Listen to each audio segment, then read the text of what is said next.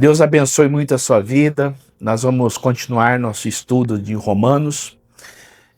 Romanos capítulo 10. É a continuação do capítulo 9. Você percebe que nem tem uma separação aqui sobre o assunto, aqui nesse parágrafo, no capítulo 10, porque ele continua a conclusão do assunto da soberania de Deus, lá do capítulo 9, tá? Quando ele fala sobre a rejeição de Israel, sobre o remanescente fiel, sobre o que Deus fez, a incredulidade de Israel. Capítulo 9, versículo 30. Esse parágrafo, ele continua aqui no capítulo 10, esse mesmo assunto. Então vamos continuar falando sobre a soberania de Deus, o Deus que faz tudo conforme lhe apraz, e em relação ao seu povo, em relação a Israel. Tem muita coisa interessante aqui que vai nos dar uma ideia muito clara sobre a bênção gloriosa que nós tivemos como gentios, como não judeus, de participarmos da família de Deus através de Jesus Cristo. Isso é um privilégio muito grande para nós, e tudo isso devemos à soberania de Deus, à fidelidade de Deus e principalmente ao grande amor de Deus que nos amou. Antes mesmo de termos praticado as coisas boas ou más, Deus nos amou. Então a nossa salvação depende do coração de Deus, da escolha de Deus, daquilo que Deus fez, tá? Então vamos continuar esse assunto. Irmãos, o desejo do meu coração e a minha oração a Deus pelos israelitas é que eles sejam salvos. Eu posso testemunhar que eles têm zelo por Deus, mas o seu zelo não se baseia no conhecimento. Isso aqui é muito profundo. Tem pessoas que realmente têm zelo por Deus, ou seja, levam Deus a sério. O problema é quando não tem o conhecimento para, através das suas atitudes, fazer de acordo com aquilo que Deus quer. Tem muitas pessoas que são muito sérias naquilo que acreditam, mas só que estão enganadas, sem conhecimento. Por isso que o diabo investe tanto nas mentiras, para tirar o povo daquilo que Deus tem. Por isso que o diabo investe tanto em heresias, em seitas, em religiões falsas. Porque há um desejo do coração do homem de buscar Deus. Agora, quando esse desejo é canalizado para coisa errada, não vai dar certo. Boas intenções não bastam. O que tem que haver é Jesus Cristo no centro como nosso único Senhor e Salvador. Então, há muitas religiões que não acreditam na divindade de Jesus, não acreditam na Trindade, não acreditam na obra de Jesus, insistem em continuar guardando o sábado, em obedecer às leis do Antigo Testamento, usos e costumes. A partir daí, as pessoas acreditam tanto nisto e têm zelo por isso, mas falta conhecimento. Por isso que Paulo está dizendo aqui, eu creio que os israelitas têm zelo, mas falta conhecimento. O próprio Paulo perseguiu a igreja. O Paulo era um assassino em série. Ele matou muitos cristãos. E o que fez com que ele agisse assim? O zelo. Por isso que ele diz lá, quando ele dá o seu currículo, né, quanto ao zelo, perseguidor da igreja. Ou seja, eu zelava tanto pela minha religião, do judaísmo, que eu perseguia aquelas pessoas que eram tidas como inimigas do judaísmo. Eu matei muitas pessoas. Ou seja, faltava conhecimento.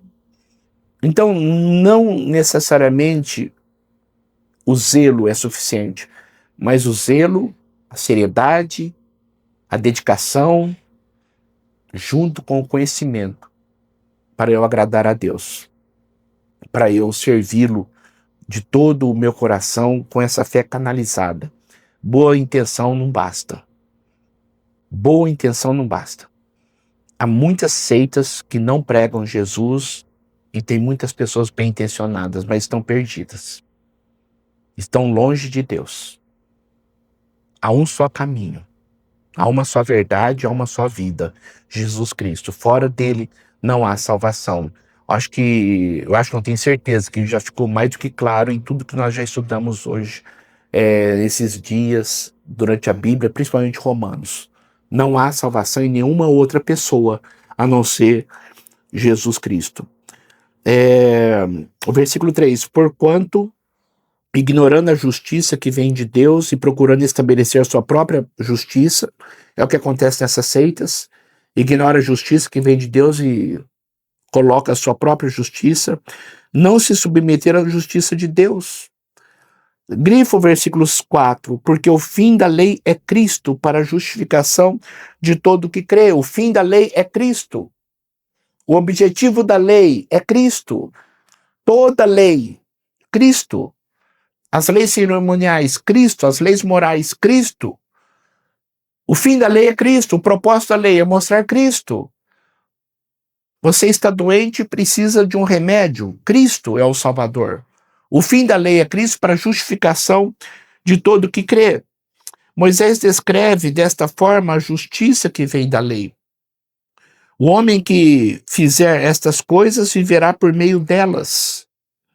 Mas a justiça que vem da fé, não diga no seu coração: quem subirá aos céus, isto é, para fazer Cristo descer, ou quem descerá ao abismo, isto é, para fazer Cristo subir dentre os mortos.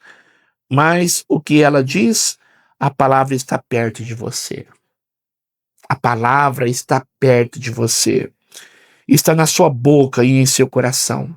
A palavra está perto de você. A salvação está próxima de você. É só crer. Isto é, a palavra da fé que estamos proclamando. E qual é a palavra da fé? Eu quero que você grife na sua Bíblia o versículo 9 e o versículo 10. A importância de eu confessar Jesus com a minha boca. É o que nós fazemos no dia do batismo. As pessoas confessam. Eu já confessei, muitos já confessaram. Você já confessou, e Deus queira que, se você ainda não confessou, você faça isso o mais rápido possível. Se batizar é professar a fé.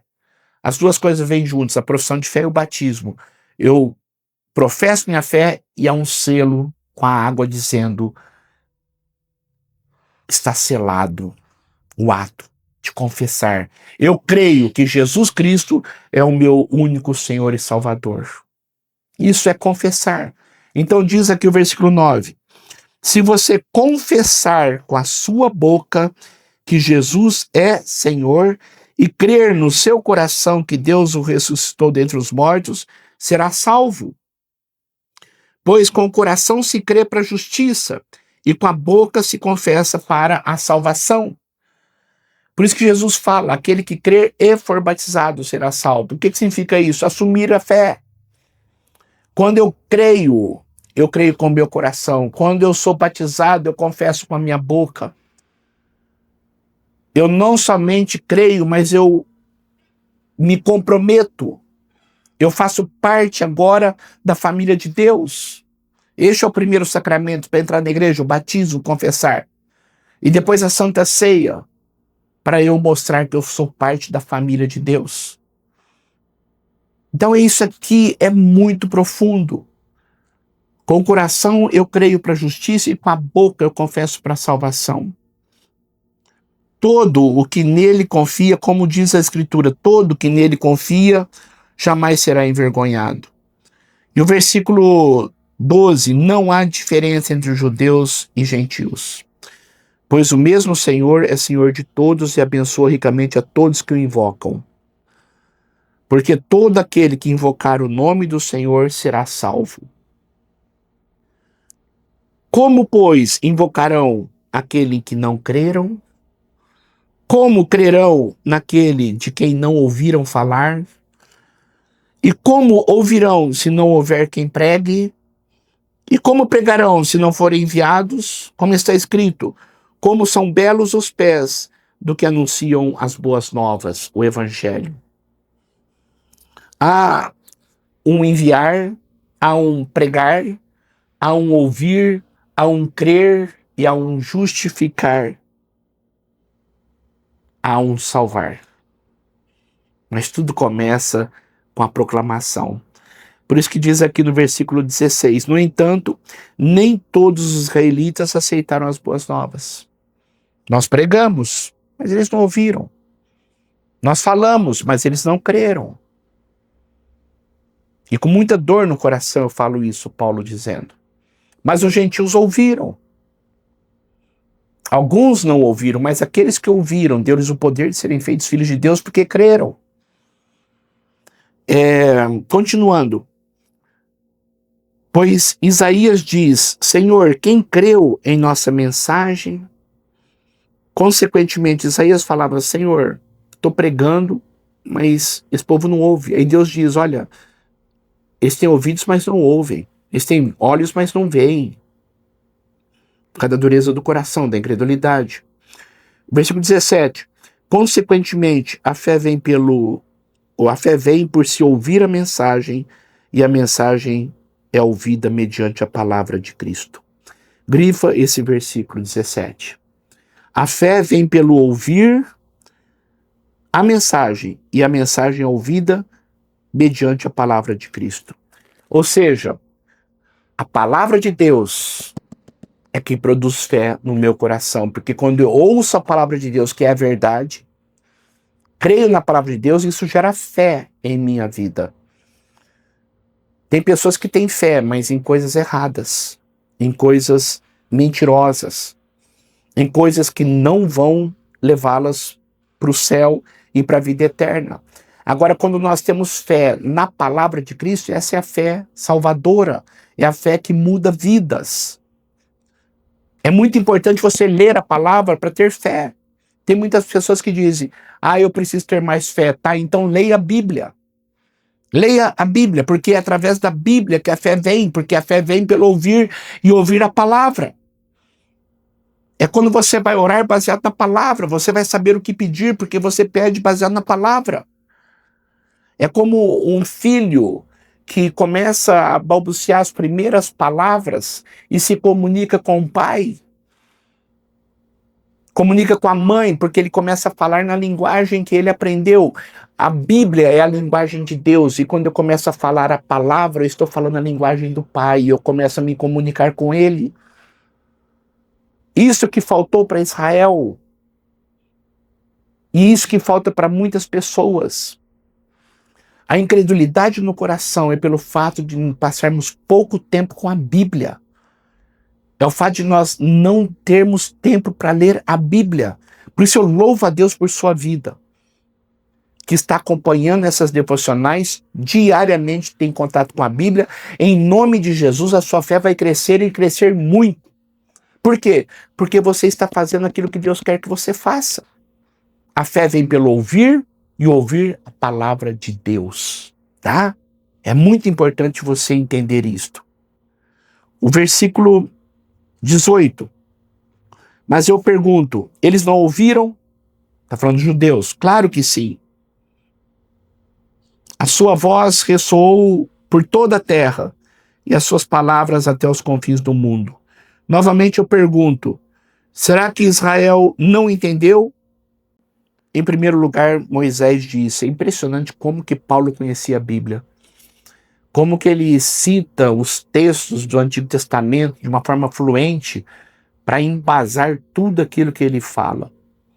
É impressionante como que esse homem tinha uma sabedoria de mestre. Por isso que Romanos é uma carta extremamente profunda, porque ele argumenta, ele coloca base, ele coloca ilustrações, ele coloca textos. É muito, muito profunda.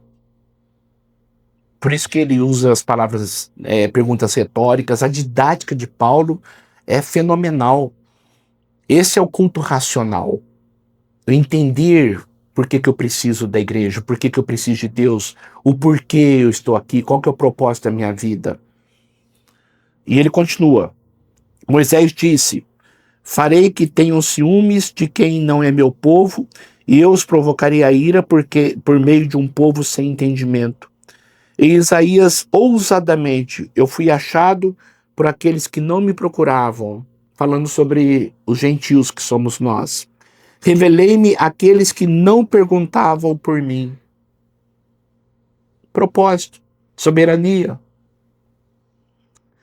Mas a respeito de Israel, ele diz: o tempo todo estendi as mãos a um povo desobediente e rebelde. Eu insisti com esse povo, clamei para esse povo vir, mas eles não vieram. Tinham ouvidos, mas não ouviam, tinham olhos, mas não viam, por causa da incredulidade do coração. Aí dentro do propósito de Deus, por causa da rejeição de Israel, vem os gentios, que somos nós, o povo que não era chamado povo de Deus, mas veio a ser povo de Deus através da fé em Jesus Cristo. Por isso agora não há mais judeus, mas também judeus e gentios, todos aqueles que creem são família de Deus. E ele de uma forma muito profunda diz: eu me revelei àqueles que não me buscavam. Eu chamei aqueles que não entendiam. Éramos nós. E quanto a Israel, ele diz: o tempo todo estendi as mãos a um povo desobediente e rebelde. Tudo debaixo de um plano, de um projeto. Você faz parte de um projeto de Deus. Vamos orar. Muito obrigado, porque fazemos parte de um projeto muito maior do que podemos alcançar.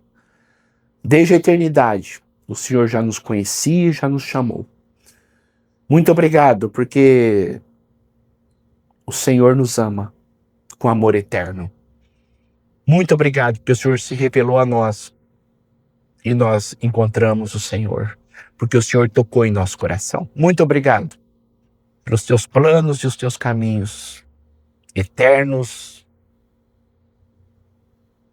assustadoramente maiores do que os nossos, infinitos. Nós te bendizemos e agradecemos muito, em nome de Jesus. Amém e amém. Amanhã nós vamos continuar esse assunto, tá? O capítulo 11 vai concluir essa parte sobre Israel, tá bom? Então é o capítulo 9, 10 e 11 que fala sobre a soberania de Deus em relação a Israel e o projeto de Deus para alcançar também os gentios dentro de tudo isso, da soberania de Deus. Amanhã eu espero você, tá? Se Deus quiser. Até lá.